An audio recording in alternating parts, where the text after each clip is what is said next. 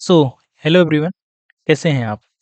Quadratic equation चल रहा था, जिसमें से पहली क्लास हो गई थी क्वाड्रेटिक इक्वेशन की, जिसमें हमने स्टैंडर्ड फॉर्म बनाना सीखा था और कुछ एग्जांपल्स के क्वाड्रेटिक इक्वेशन हम लिखना सीखे थे। किसी प्रॉब्लम को क्वाड्रेटिक इक्वेशन में कैसे रिड्यूस करते हैं, वो हमने सीखा था। तो दो चीज़ें हमने देख ली थी। आज हम किसी क्वाड्रेटिक इक्वेशन को कैसे सॉल्व करते हैं, यानी एक्स का मान कैसे निकालते हैं, वो आज हम सीखेंगे। तो किसी क्वाड्रेटिक इक्वेशन को सॉल्व करने के 3 मेथड होते हैं। पहला है फैक्टराइजेशन मेथड, दूसरा है उसको परफेक्ट स्क्वायर बनाकर हम हल कर सकते हैं और तीसरा डायरेक्ट फार्मूला है जिसको श्रीधराचार्य का फार्मूला बोलते हैं। अभी हम आगे वीडियोज़ में पढ़ रहे होंगे इन इन चीज़ों को। तो आज हम लेके चलेंगे फैक्टराइजेशन मेथड। क्या होता है फैक्टराइजेशन मेथड और कैसे फैक्टराइजेशन मेथड से हम एक्स की वैल्यू निकालते हैं या किसी क्वाड्रेटिक इक्वेशन के रूट निकालते हैं। तो चलिए हम रूट निकालना सीधे शुरू करते हैं। हम एग्जाम्पल्स के थ्रू ही रूट निकालेंगे। जैसे एक एग्जाम्पल दिया गया है कि find the root of the equation by factorisation method. तो फैक्टराइजेशन मेथड से हम इस इक्वेशन का रूट निकालेंगे। तो इसमें कुछ चीज़ें हैं जो आपको स्टेप्स ध्यान रखने हैं। पहली चीज़ देखिए, पहला स्टेप है इसमें कि पहले जो है कोई भी इक्वेशन अगर क्वाड्रेटिक इक्वेशन दी गई है, मान लीजिए ये इक्वेशन ऐसे ना लिख के ऐसे लिखा गया है 6x + 5 + x², मान लीजिए ऐसे लिखा है। तो दोनों इक्वेशन तो सेम है, दोनों में कोई अंतर नहीं है, सिर्फ टर्म का इधर-उधर हो गया है, टर्म्स अपनी जगह पे इंटरचेंज हो गए हैं बस, बाकी दोनों सेम है। तो चाहे इसका निकालें, चाहे इसका निकालें, आंसर तो दोनों का सेम आना चाहिए ना। हाँ, तो स्टेप क्या फॉलो करेंगे? पहला जो स्टेप होगा, इक्वेशन को जिसका हम हल निकाल रहे हैं, उसको सबसे पहले स्टैंडर्ड फॉर्म में लिखेंगे। उसको स्टैंडर्ड फॉर्म में लिखेंगे। स्टैंडर्ड फॉर्म क्या होता है किसी क्वाड्रेटिक इक्वेशन का? कल के वीडियो में बताए थे कि स्टैंडर्ड फॉर्म ये होता है। तो किसी क्वाड्रेटिक इक्वेशन को उसके स्टैंडर्ड फॉर्म में पहले लिखेंगे। x² + 6x + 5 = 0। तो ये हो गया स्टैंडर्ड फॉर्म। दूसरा जो हम काम करेंगे, दूसरा काम हम करेंगे, a और c का प्रोडक्ट लेंगे। a और c का प्रोडक्ट लेंगे। क्यों कर रहे हैं अभी बताएंगे। तो a और c का अगर हम प्रोडक्ट लेंगे तो 1 × 5 का अगर हम प्रोडक्ट करेंगे तो ये आएगा 5। ठीक है। तीसरा काम क्या करेंगे अब?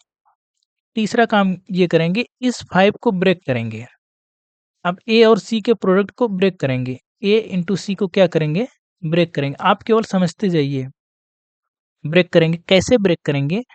इसको ऐसे ब्रेक करना है, 5 के ऐसे फैक्टर्स बनाने हैं, इन यानी ऐसे फैक्टर्स में तोड़ना है जिसका अलजेब्रिक सम यानी प्लस या माइनस करने पर तो बी यानी 6 मिले। यानी इसका अलजेब्रिक सम 5 के ऐसे फैक्टर बनाने हैं कि उन दोनों को अगर जोड़ा जाए या घटाया जाए तो 6 मिले, यानी बी मिले, एक्स का जो कोफिशिएंट है वो 6 मिले। और अगर उनको गुणा किया जाए तो हमको गुणा करने पर तो वही मिलेगा, तो 5 ही मिले। तो गुणा करने पर तो 5 मिले, ए और सी मिले, और जोड़ने या घटाने पर यानी अलजेब्रिक सम उसका 6 मिले। तो यहाँ तक आपको समझ में आया कैसे किए हैं? तो अब इसको अगर हम ब्रेक करें, तो अगर ए और यहाँ ए कितना है 1 है और यहाँ सी कितना है 5 है, तो 1 × 5 5 आया। तो 5 को हम ऐसे ब्रेक करेंगे, जैसे x² प्लस, अब देखिए 6 को हम क्या लिख सकते हैं? तो 1 × 5 लिखा जा सकता है ना, इसको क्या लिख सकते हैं? 5x + x, तब ये बन के क्या होगा? 6 होगा ना। तो 5 को ही हमने ब्रेक किया 5 × 1 के टर्म्स में। तो 5 को हमने ऐसे ब्रेक किया 1 × 5 या 5 × 1, एक ही बात है। तो 5 × 1 के टर्म्स में ब्रेक किया और हमने देखा 5 + 1 करने पर ये 6 आ रहा है, 6 आ रहा है यानी बी आ रहा है। तो मिडिल टर्म अगर आ रहा है तो हम इसको ऐसे लिख सकते हैं, 6 को हम ऐसे लिख सकते हैं ना 5 + 1, तो वही हमने लिखा है 5x + x, ऐसे ही +5 = 0। अब इन दोनों इक्वेशन में कोई अंतर तो है नहीं, सिर्फ लिखने का तरीका अलग है। हमने 6x को 5x + x लिख दिया है। हाँ, इससे फ़ायदा ये होगा कि हमको फैक्टर्स बनाने में आसानी होगी, हम फैक्टर्स बना लेंगे, और अगर फैक्टर्स बना लेंगे देन उसके बाद क्या करते हैं आगे देखिए। अब देखिए ये 2 टर्म देखिए और ये 2 टर्म देखिए, इन दोनों में क्या कॉमन है? इन दोनों में हम x कॉमन ले सकते हैं। x अगर कॉमन ले सकते हैं तो यहाँ कितना आएगा? 1 x यहाँ बचेगा +5, प्लस इसमें कुछ कॉमन नहीं है, तो यहाँ कितना आएगा? x + 5, ऐसे लिख सकते हैं, इक्वल टू 0 पहले से है। इसके बाद क्या करेंगे, अब इस पूरे में देखिए x प्लस 5 यहाँ भी है, x प्लस 5 यहाँ भी है, तो इसको हम कॉमन ले सकते हैं। x प्लस 5 अगर कॉमन लेंगे तो यहाँ क्या बचा, x प्लस यहाँ कितना है 1। तो देखिए इसको हमने ब्रेक कर लिया, हमने इस पूरी इक्वेशन को x square plus 6x plus 5 equal to 0, इसी को हमने ब्रेक किया, या ऐसे लिख सकते हैं,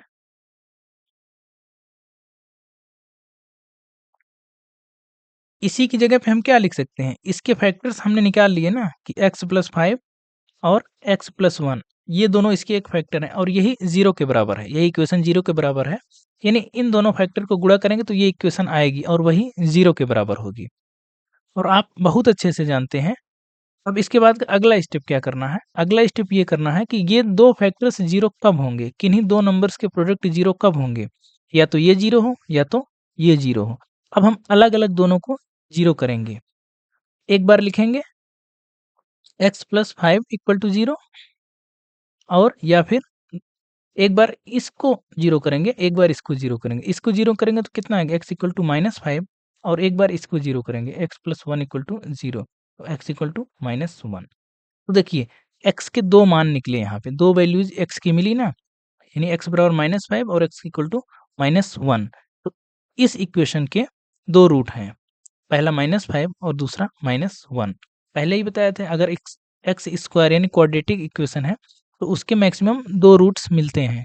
तो दोनों रूट हमको मिल गए, x इक्वल टू -5 और x equal to -1। I hope आपको तरीका समझ में आया होगा कि फैक्टराइजेशन मेथड कैसे करते हैं।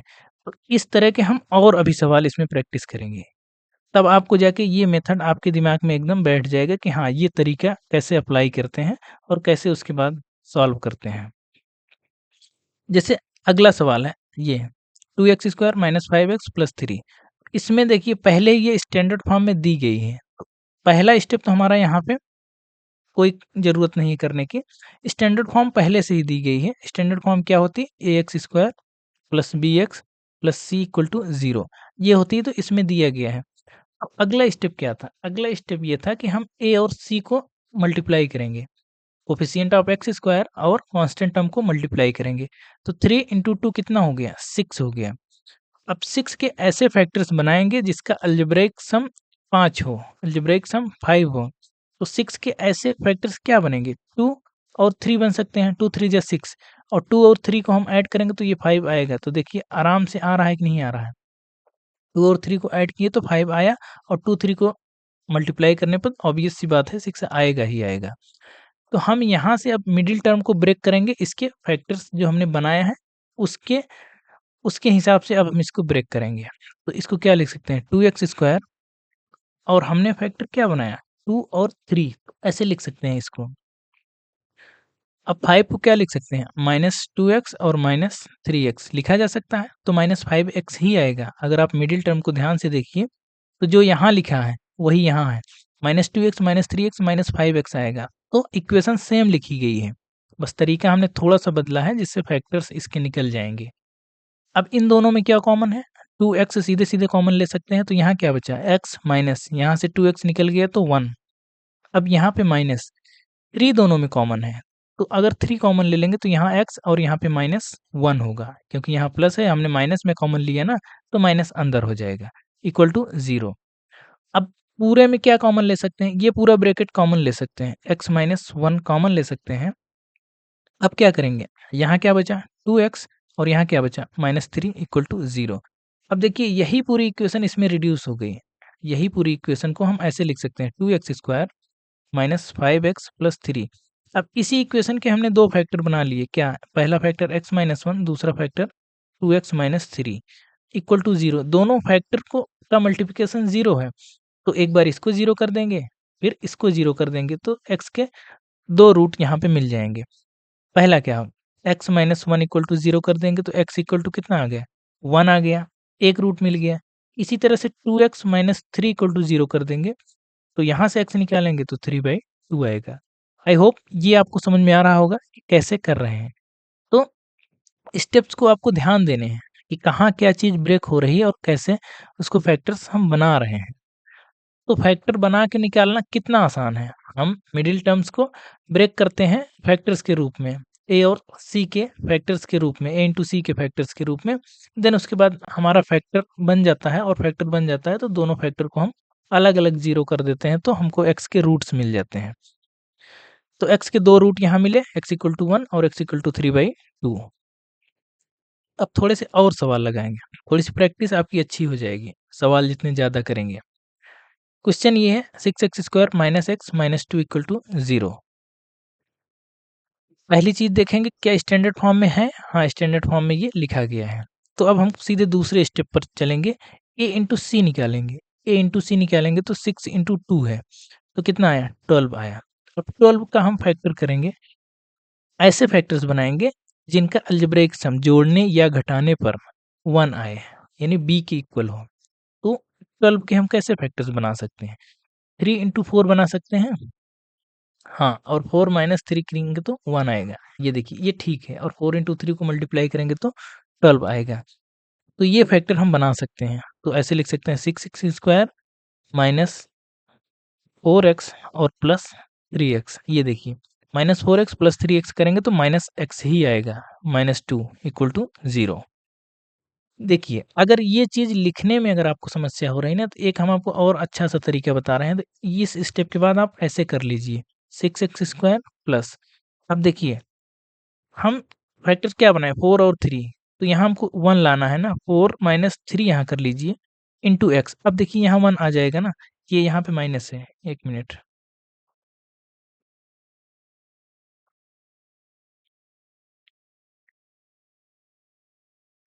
देखिए कैसे करेंगे, 6x² माइनस, मान लीजिए यहाँ क्या लिखना है हमको नहीं पता, तो माइनस, हम फैक्टर तो हमको पता है ना, और यहाँ x के कोएफ़िशिएंट 1 लाना है, तो 1, 4 और 3 से 1 कैसे आएगा? 4 माइनस 3 करेंगे तब 1 आएगा, यहाँ x लिख दीजिए, देन -2 = 0। अब अगर इसको फिर से ब्रैकेट ओपन करेंगे तो ये यहीं से आ जाएगा, ठीक है? हमने डायरेक्ट लिख दिया है। अब 2-4 सवाल ऐसे लगा लेंगे तो फिर डायरेक्ट आप यहाँ से लिखना सीख जाएँगे। अब हम यहाँ से फिर से हल करते हैं। देखिए, अब इन दोनों में क्या कॉमन है? इन दोनों में अगर हम कुछ कॉमन लें, तो 2x यहाँ पे कॉमन निकल जाएगा। तो यहाँ क्या बचेगा? 3x माइनस, यहाँ से 2x अगर निकल गया तो यहाँ क्या बचा? 2 प्लस, इसी तरह से यहाँ देखिए कुछ कॉमन है? नहीं, कुछ कॉमन नहीं है। तो यहाँ कितना आएगा? 3x - 2, इसको ऐसे ही लिख लेंगे। अब देखिए 2 टर्म है, पहला टर्म ये है, दूसरा टर्म ये है, तो दोनों टर्म में क्या कॉमन है? 3x - 2 पूरी तरह से कॉमन है। 3x - 2 यहाँ कॉमन है, और यहाँ क्या बचा फिर? 2x और प्लस यहाँ 1 = 0। अब एक बार इसको देखिए, यही पूरा जो है इसी के इक्वल आया ना, तो इसके फैक्टर्स हमने निकाल लिए, 2 फैक्टर्स निकाले हैं, तो दोनों फैक्टर्स का अगर प्रोडक्ट 0 है, तो हम दोनों को अलग-अलग 0 करके देखेंगे कि कौन-सा 0 होता है। तो 3x - 2 = 0 अगर करेंगे, तो यहाँ से x = कितना निकल जाएगा? 2/3। इसी तरह से 2x + 1 = 0 करेंगे, तो x = -1/2। यानी x का चाहे यह मान हो, चाहे यह मान हो, इसके लिए ये पूरी इक्वेशन 0 हो जाएगी, यानी इसका रूट है ये। एक तरह से इसका रूट है। अगर x का चाहे 2/3 इसमें रखें या x का -1/2 इसमें रखें, तो इसके लेफ्ट हैंड साइड और राइट हैंड साइड दोनों इक्वल हो जाएँगे। बेसिकली राइट हैंड साइड 0 है, तो ये पूरा इक्वेशन 0 हो जाएगी। ये मतलब होता है सॉल्यूशन का। आई होप आपको मेथड समझ में आ रहा होगा कि फैक्टराइज़ेशन मेथड कैसे काम करता है और कैसे हम उसको लगाते हैं, उससे रूट कैसे निकालते हैं। थोड़ा-सा क्वेश्चन का लेवल हम बढ़ा रहे हैं, अब रूट वाले क्वेश्चन के साथ हम डील करने की कोशिश कर रहे हैं कि रूट वाले क्वेश्चंस को कैसे सॉल्व करते हैं। जैसे देखिए, अब सबसे पहला काम स्टैंडर्ड फॉर्म में बनाना है, तो स्टैंडर्ड फॉर्म में तो पहले से ही बना है, तो हमारा एक काम बच गया। दूसरा है, हम प्रोडक्ट निकालेंगे ए और सी का, तो 1 इंटू 10 कितना आया? 10। अब 10 के हम फैक्टर्स करेंगे, 10 के ऐसे फैक्टर्स बनाएंगे जिसका अलजेब्रिक सम क्या हो? 3√5 हो। अगर इसको देखिए, अब जो भी आएगा वो रूट में ही आएगा। तो अगर इसको 2√5 और √5, इसको इसको अगर गुणा करें, तो क्या 10 आता है? अगर आप ध्यान से देखें तो देखिए 10 आ रहा है। √5 5 होगा, इंटू 2 कितना होगा? 10 होगा। अब इन दोनों को देखिए, अलजेब्रिक सम देखिए, जोड़ने या घटाने पर 3√5 आता है कि नहीं आता है? तो अगर इन दोनों को हम जोड़ दें, 2√5 प्लस √5, तो ये देखिए 3√5 आ गया कि नहीं आ गया। इसका मतलब ये फैक्टर्स यहाँ पे काम कर देगा। अगर इसको हम लगाएँगे तो हम इस पूरे इक्वेशन को 2 फैक्टर्स हम बना सकते हैं आराम से। तो अब बस इसको लिखने का थोड़ा-सा आपको तरीका पता होना चाहिए। ये हो गया यहाँ तक। अब देखिए कैसे करेंगे। हाँ, अगर लिखने में आपको समस्या हो रही है तो हम आपको फिर से बेसिक से बताते हुए चल रहे हैं। तो एक्स स्क्वायर माइनस, मान लीजिए यहाँ नहीं पता, यहाँ एक्स है वो मिसप्रिंट है। मान लीजिए यहाँ नहीं पता है क्या लिखना है, ठीक है? तो ऐसे ब्रैकेट लगा दीजिए और यहाँ पे एक्स ऐसे लिख दीजिए +10 = 0। तो 2 फैक्टर्स क्या बने थे? एक 2√5 बना था और एक √5 बना था। तो इनसे 3 कब आएगा? तो 3 तो तभी आएगा ना जब दोनों को हम ऐड करेंगे। तो 2√5 प्लस √5 ये हमने ऐड कर दिए। तो अगर इन दोनों को ऐड करेंगे तो 3√5 आएगा, ठीक है? इतना लिख दिया। अब इसके बाद हम इसको सॉल्व कर लेंगे। एक्स स्क्वायर, अब ब्रैकेट ओपन कर लेंगे तो 2√5 एक्स माइनस √5 एक्स प्लस 10 = 0। जैसे-जैसे आपकी प्रैक्टिस हो जाएगी ना तो आप सीधे यहाँ से यहाँ लिखना सीख जाएँगे।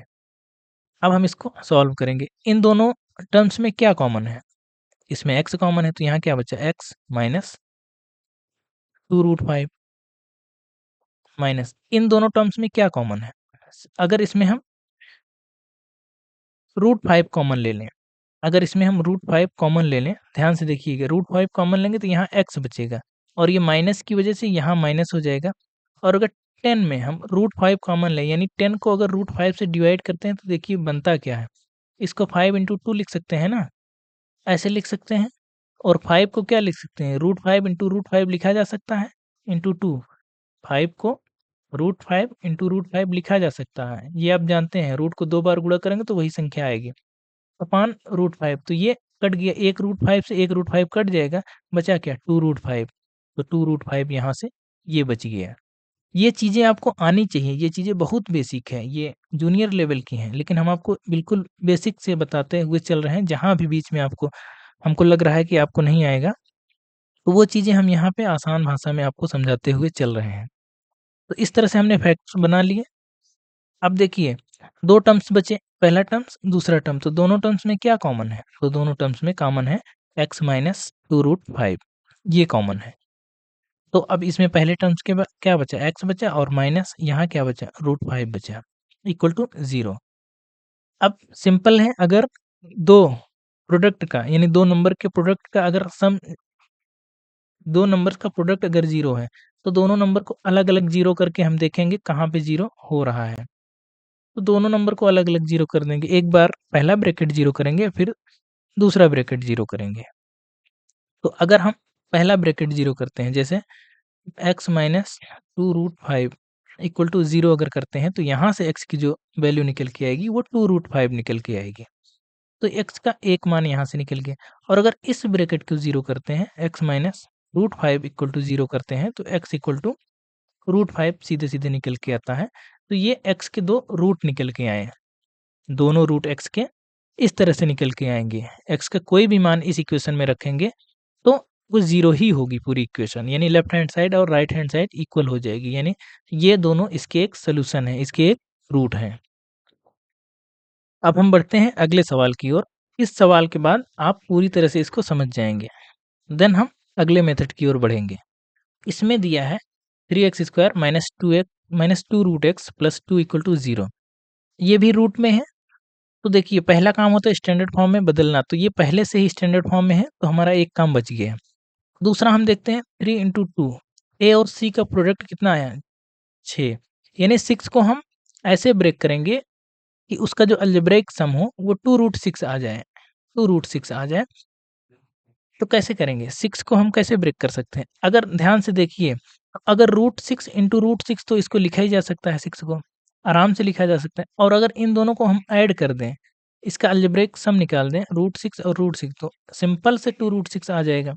तो इसमें कुछ करना बहुत विशेष नहीं है। तो इसको आसानी से हम ऐसे लिख सकते हैं, इसको सीधे-सीधे ऐसे लिख सकते हैं 3x² माइनस, मान लीजिए यहाँ क्या लिखना है हमको नहीं पता, ठीक है? हमने ये तो देख लिया कि √6 × √6 इक्वल टू 6, ऐसे तो हम ब्रेक कर लिए।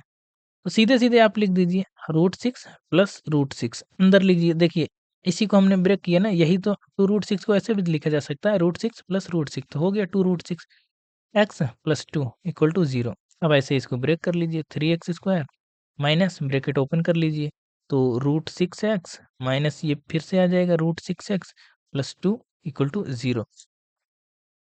अब इसके बाद क्या करते हैं, अब हम देखते हैं कि पहले और दूसरे टर्म में क्या कॉमन है। तो देखिए यहाँ 3 है ना, और यहाँ √6 है, तो अगर आप ध्यान से देखेंगे तो इसमें एक √3 छुपा हुआ है, और इसमें √6 को हम लिख सकते हैं √2 × √3 ऐसे लिखा जा सकता है, यानी इसमें एक √2 भी है और एक √3 भी है। तो यहाँ से √3x कॉमन आ जाएगा। तो अगर एक √3 कॉमन आया, एक √3 तो अभी बचा है ना, तो एक √3 और x निकल गया, तो एक x यहाँ पे बचा है, माइनस √6 को √2 × √3 लिखा जा सकता है, तो एक √3 तो बाहर आ गया, तो यहाँ कितना बचा, √2 इतना बच गया।